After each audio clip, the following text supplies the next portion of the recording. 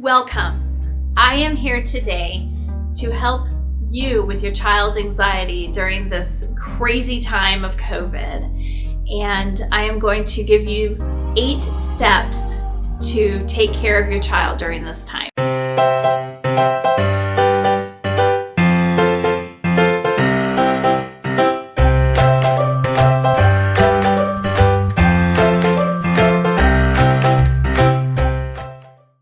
The first thing, I have 8 points that I want to make, and don't worry, it's not going to be super long, but I just want to go through these 8 things to help you be able to help your child, a child, whoever, get through this time. COVID is a scary time for all of us, and kids pick up on that. They pick up on our fear, and they see everybody wearing masks and see everybody washing their hands, see everybody standing 6 feet apart, not hugging. They can't go to church, they can't go to school, so it's kind of a crazy time. So a child's anxiety, it's going to be normal that it increases during this time. We are not wanting to get rid of the anxiety, but we're wanting to learn how to cope with it. Because everybody has anxiety and we can't get rid of it, but we can learn how to cope with that.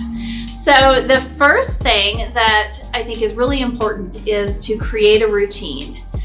Creating a routine can be really difficult because they're off their schedule anyway, you're off your schedule, but creating a routine where they know your breakfast time, lunchtime, dinner time, the snack times. They know when they are in school, online. They know when bedtime is.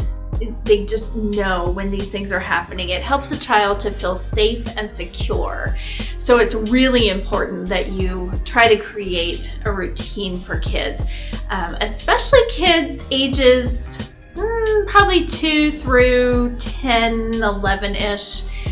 Once they get past 11, they can kind of have, a little bit off schedule, but it's still nice for them to be secure, know when things are going to happen. So if you have a change in schedule, make sure you tell them. Make sure you tell them what's going to happen the next day if it's going to look different. The second thing is to listen. Listen to your kids. Check in with them. Say, hey, how are you doing? How are things going?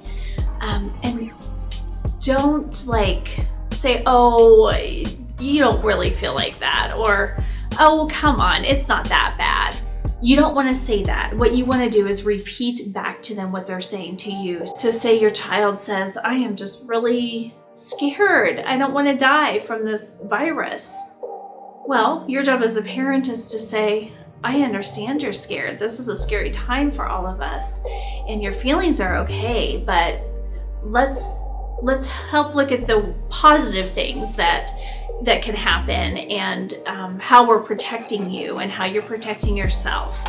So you can work through those things with them, but help them express their feelings, help them learn feeling words. Third thing is to look for signs of anxiety.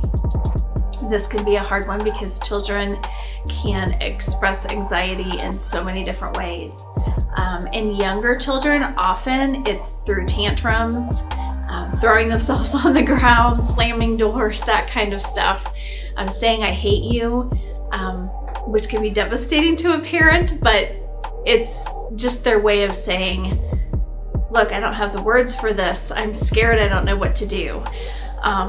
So the anxiety in children can look like restlessness, irritability, not sleeping well, biting their nails, picking their skin. It can look at, maybe tummy aches, headaches, anything like that. And it's important to catch it early on, not later. Because you don't want it to spiral out of control. So if you start noticing these little signs, start dealing with it. Start figuring out ways to help them through this time. And we're getting there. I'm going to tell you how to do some of that. Because the next one is teach coping skills to your kids. Teach them how to cope with this anxiety. It's stuff that we as adults don't often know how to do. And so we have to learn those skills ourselves. They don't come naturally. So when you're talking with your child, give them some coping skills. When they are feeling anxious, help them learn deep breathing. Take that nice deep breath and breathe out, and it really calms everything down. Have them count backwards from 100. Have them do grounding techniques like 5, 4, 3, 2, 1. I have referenced that in another video that I did on anxiety as well. Also, you can just have them talk about it, have them be open with you. Don't make any of their fears, don't make them feel silly for any of it. It's their fears, their feelings are very valid. So coping skills are really important during this time. That is what is going to get them through this. And you can do the coping skills with them, to practice with them and help them understand it and learn it. The fifth thing is look for things that your child can control. So what can we do during COVID that we can control? Teach them to wash their hands. They can protect themselves, protect others by washing their hands, wearing a mask. Teach them what that's about. Teach them how that works. Standing 6 feet apart. Again, these are things that the child can have control over. You can give them control of other things as well, like, hey, what do you think we should have for dinner tonight? You get to pick. Or what kind of book should we read tonight? Let them kind of have some of those choices, because a lot of things right now is out of their control. They're missing their friends, they're missing their family, they're missing their church. So this is a really hard time for kiddos. The sixth thing is teach them positive thinking. So if they're starting to spiral out of control with negative thoughts, have them focus on, okay, what is going on that is positive in your life today? What is one thing you're thankful for? What is one thing that is going well? One thing you enjoyed today? And make this a daily routine where they have some thankfulness, realize that there are some things going well in their lives. The next thing is to stay connected. Staying connected is so important during this time. It's really difficult when they can't see their friends and they can't hug people. They're, maybe waving to their grandma and grandpa through the window. That is really hard for a kid to understand. It's hard for adults to understand. So a little girl or boy, that's really hard. Stay connected through Zoom, through a phone. Have them write letters to their teachers, to their friends. Just make sure that you're getting that communication going with others and helping your child to know that they are still surrounded by a community that cares for them and loves them. And the last thing, it's really important that if you notice your child is not responding to these things and still having some anxiety, it's okay to seek help.